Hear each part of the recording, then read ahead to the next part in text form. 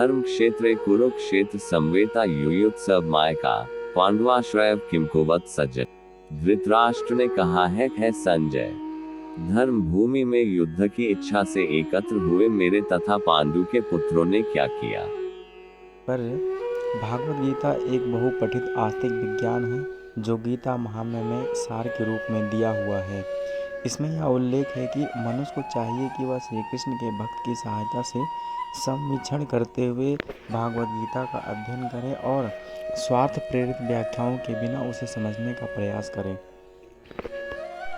अर्जुन ने जिस प्रकार से साक्षात भगवान कृष्ण से गीता सुनी और उसका उपदेश ग्रहण किया, इस प्रकार की स्पष्ट अनुभूति का उदाहरण भागवत गीता में ही है। यदि उसी गुरु परंपरा से निजी स्वार्थ से प्रेरित हुए बिना किसी को भगवत गीता समझने का सौभाग्य प्राप्त हो तो वह समस्त वैदिक ज्ञान तथा विश्व के समस्त शास्त्रों के अध्ययन को पीछे छोड़ देता है। पाठक को भागवत गीता में न केवल अन्य शास्त्रों की सारी बातें मिलेंगी, अपितु ऐसी बातें भी मिलेंगी जो अन्यत्र कहीं उपलब्ध नहीं है। यही गीता का विशिष्ट मानदंड है। स्वयं भगवान श्री कृष्ण के द्वारा साक्षात उच्चरित होने का यह कारण पूर्ण आस्तिक विज्ञान है। महाभारत में वर्णित धृतराष्ट्र तथा संजय की वार्ताएं इस महान दर्शन के मूल सिद्धांत का कार्य करती हैं। माना जाता है कि इस दर्शन की प्रस्तुति कुरुक्षेत्र के युद्ध स्थल में हुई, जो वैदिक युग से पवित्र तीर्थ स्थल रहा। इसका प्रवचन भगवान द्वारा मानव जाति के पथ प्रदर्शन हेतु तब किया गया जब वे इस लोक में स्वयं उपस्थित थे। धर्म क्षेत्र शब्द सार्थक है क्योंकि कुरुक्षेत्र के युद्ध स्थल में अर्जुन के पक्ष में श्री भगवान स्वयं उपस्थित थे। कौरवों का पिता धृतराष्ट्र अपने पुत्रों के विजय की संभावना के विषय में अत्यधिक संदिग्ध था। अतः इसी संदेह के कारण उसने अपने सचिव से पूछा, उन्होंने क्या किया।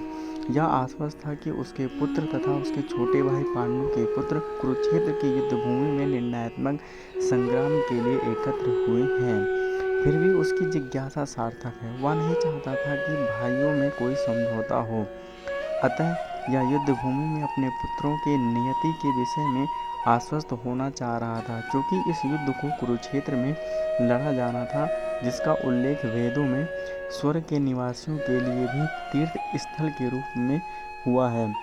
अतः धृतराष्ट्र अत्यंत भयभीत था कि इस पवित्र स्थल का युद्ध के परिणाम पर न जाने कैसा प्रभाव पड़े। उसे भली भांति ज्ञात था कि इसका प्रभाव अर्जुन तथा पांडु के अन्य पुत्रों पर अत्यंत अनुकूल पड़ेगा, क्योंकि स्वभाव से वे सभी पुण्यात्मा थे। संजय श्री व्यास का शिष्य था, अतः उनकी कृपा से संजय धृतराष्ट्र के कक्ष में बैठे बैठे कुरुक्षेत्र के युद्ध स्थल का दर्शन कर सकता था। इसीलिए धृतराष्ट्र ने उससे युद्ध स्थल की स्थिति के विषय में पूछा। पांडव तथा धृतराष्ट्र के पुत्र दोनों एक ही वंश से संबंधित हैं, किंतु यहाँ पर धृतराष्ट्र के वाक्य से उनके मनोभाव प्रकट होते हैं। उसने जानबूझकर अपने पुत्रों को कुरु कहा और पांडु के पुत्रों को वंश के उत्तराधिकारी से विलग कर दिया। इस तरह पांडु के पुत्रों अर्थात अपने भतीजों के साथ धृतराष्ट्र की विशिष्ट मन स्थिति समझी जा सकती है। जिस प्रकार धान के खेत से अवांछित पौधों को उखाड़ दिया जाता है, उसी प्रकार इस कथा के आरंभ से ही ऐसी आशा की जाती है कि जहाँ धर्म के पिता श्री कृष्ण उपस्थित हो, वहाँ कुरुक्षेत्र रूपी खेत में दुर्योधन आदि धृतराष्ट्र के पुत्र रूपी अवांछित पौधों को समूल नष्ट करके युधिष्ठिर आदि नितांत धार्मिक पुरुषों की स्थापना की जाएगी। यहाँ धर्म क्षेत्र तथा कुरुक्षेत्र शब्दों की उनकी ऐतिहासिक तथा वैदिक महानता के अतिरिक्त यही सार्थ कथा है।